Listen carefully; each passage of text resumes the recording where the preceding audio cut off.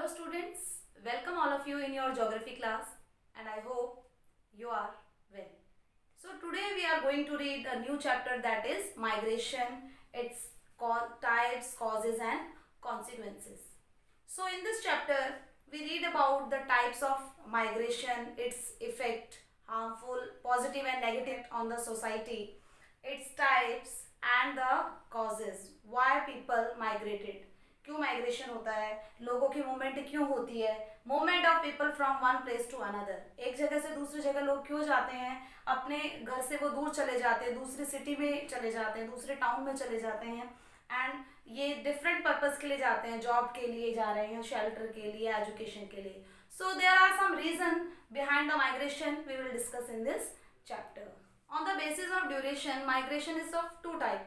One is permanent and another one is temporary. Permanent, जब आप permanent कहीं पर सेटल हो जाते हैं, माइग्रेट हो गए हैं, आपने जो आपका प्लेस था पिछला, लास्ट जो आपका रेजिडेंस था वो छोड़ चुके हैं एंड परमानेंटली आप कहीं पर सेटअप हो गए हैं, दैट इज परमानेंट माइग्रेशन. और टेम्परेरी बेसिस मतलब आप किसी काम के लिए बाहर गए हैं, कुछ टाइम के लिए आए हैं, आप जॉब कर रहे हैं या फिर आपका वो होम टाउन नहीं है, आप वापस से अपने होम टाउन में जाएंगे जॉब कंप्लीट करने के बाद में, that is on temporary. So duration अगर हम देखते हैं तो उसके बेसिस पर permanent and temporary it's of two type.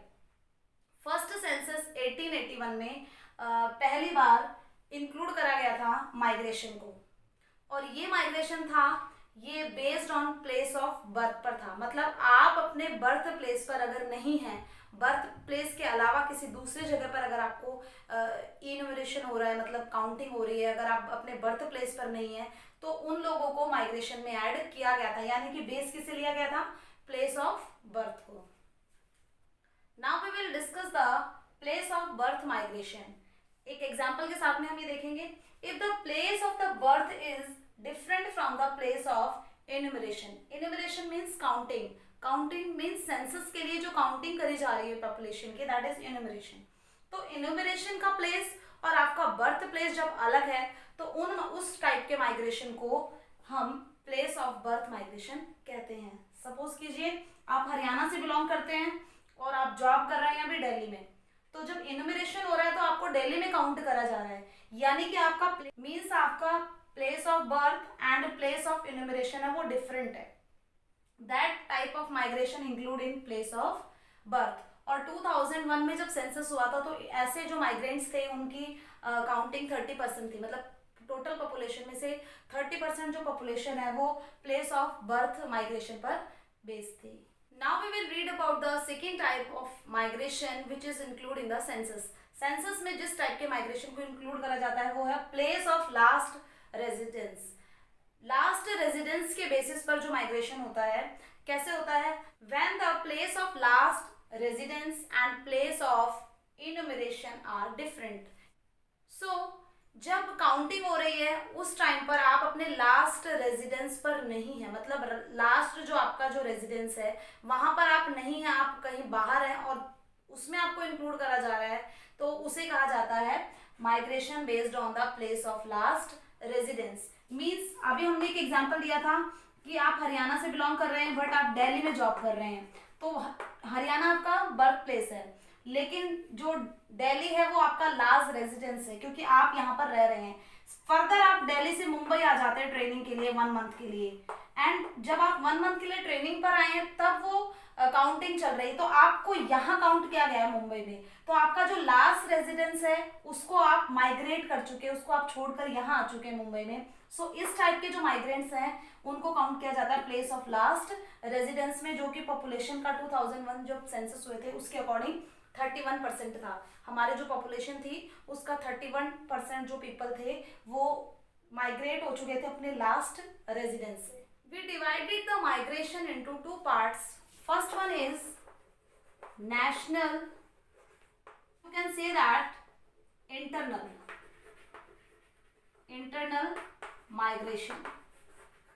Means जब आप माइग्रेट कर रहे हैं विद इन अ कंट्री, आप एक ही कंट्री में, आप इंडिया में ही कहीं पर मूव कर रहे हैं, दैट इज द नेशनल और internal migration.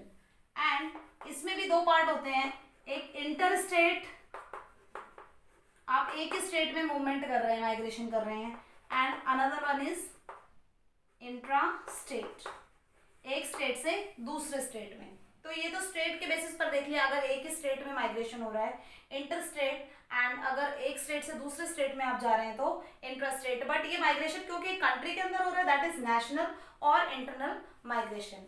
Another one is international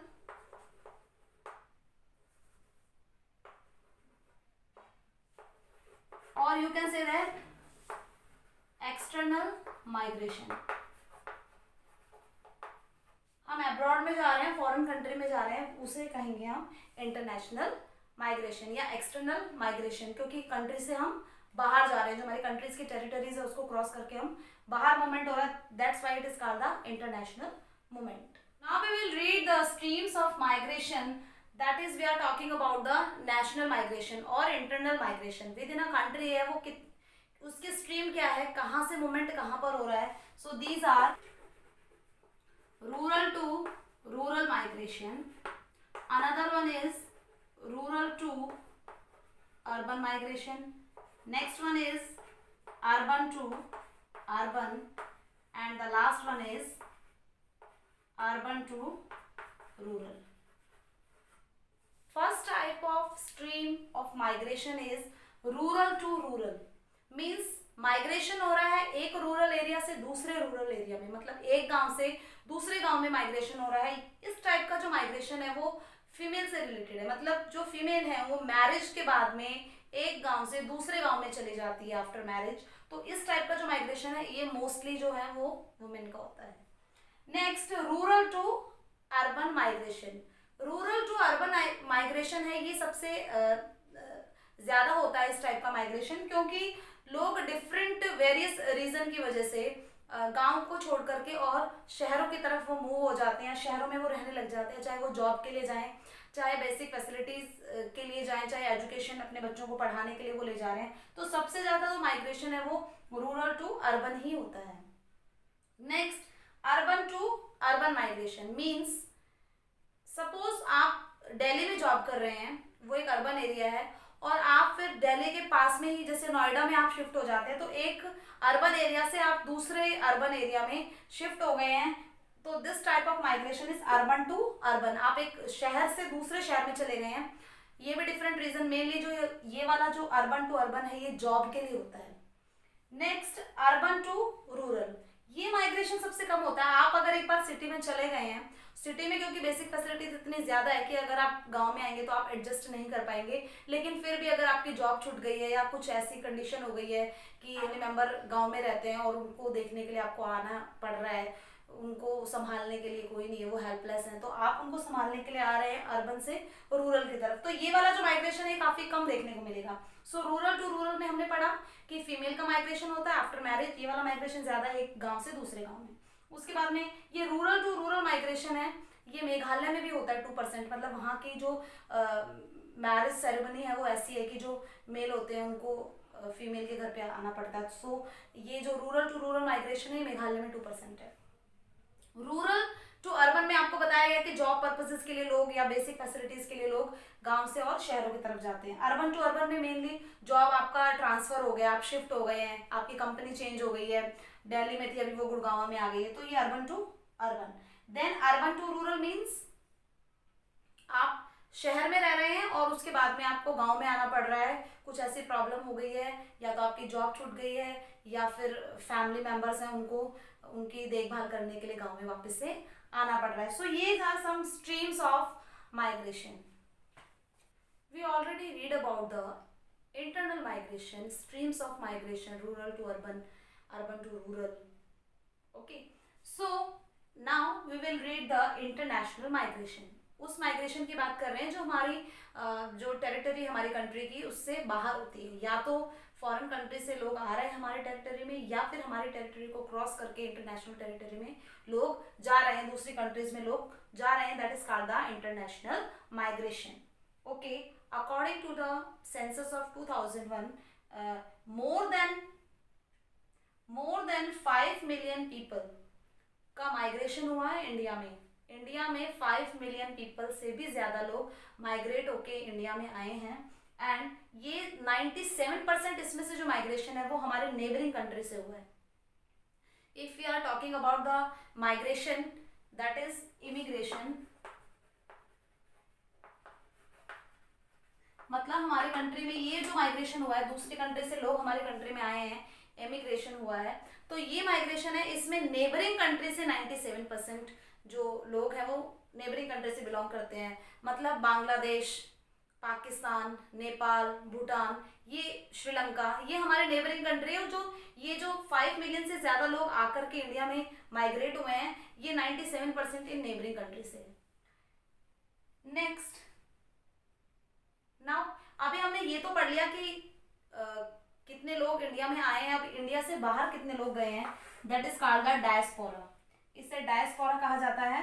and out migration, मतलब इंडिया से बाहर लोग चले गए हैं, आउट माइग्रेशन, किसी जगह को छोड़कर जब जाते हैं, that is called the diaspora. तो डायस्पोरा में ये कहा गया कि 20 मिलियन, मतलब 2001 की सेंसस में हमने देखा डायस्पोरा कितने लोगों का मूवमेंट हुआ है इंडिया से फॉरेन कंट्री की तरफ। तो उसमें ये देखा गया है डायस्पोरा में कि 20 मिलियन जो पॉपुलेशन है इंडिया की, वो माइग्रेट हुई है ओवर 110 कंट्रीज, 110 देशों में बसी हुई है हमारी 20 million population. So Indian diaspora को हमने 3 वेव्स पे डिवाइड किया है, मतलब ये जो लोगों का मूवमेंट है दूसरी कंट्री में जाने का, ये काफी पहले से स्टार्ट हो चुका था, तो हमने डिफरेंट फेज में इसको डिवाइड कर दिया है और हमने इनको नाम दिया है 3 वेव्स ऑफ इंडियन डायस्पोरा की माइग्रेशन है। तो first wave of migration is during British rule, जब ब्रिटिशर्स इंडिया पे रूल कर रहे थे उस टाइम पे प्लांटेशन वर्क कराने के लिए इंडियंस को दूसरी कंट्री में, क्योंकि ब्रिटिशर्स की इंडिया के अलावा और भी डिफरेंट कंट्रीज में कॉलोनीज थी, अब कॉलोनीज वहां पर थी, तो सपोज करिए वहां पर उनका कोई प्लांटेशन वर्क चल रहा है, अभी उनको लेबर की जरूरत है, तो इंडिया के यूपी, बिहार या सेंट्रल प्रोविंसेस, मतलब यूपी, बिहार और वेस्ट बंगाल का जो एरिया है, वहां से वर्कर्स को काम करने के लिए दूसरे आइलैंड कंट्रीज पर, जैसे कैरेबियन जो आइलैंड कंट्रीज है आपकी, north America and south America के बीच का जो पार्ट है, या मॉरिशस है, ऐसी जगह पर प्लांटेशन का वर्क करने के लिए ले जाया गया, क्योंकि वहां पर वर्कर्स की उनको कमी थी।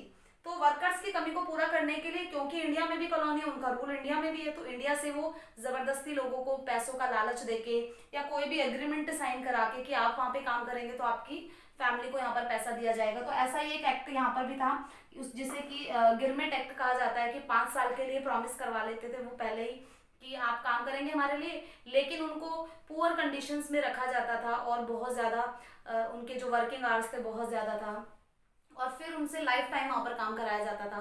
तो एक कहेंगे कि धोखे से उन्हें दूसरे आइलैंड पर या दूसरी कंट्री में ले जाया जाता था काम कराने के लिए। तो ये इंडेंटेड लेबर थे, इनकी जो कंडीशंस थी वो काफ़ी ख़राब थी, लेकिन पैसा कमाने के लिए जो इंडेंटेड लेबर्स थे वो पैसों के लालच में ये काम करने को तैयार हो जाते थे प्लांटेशन का।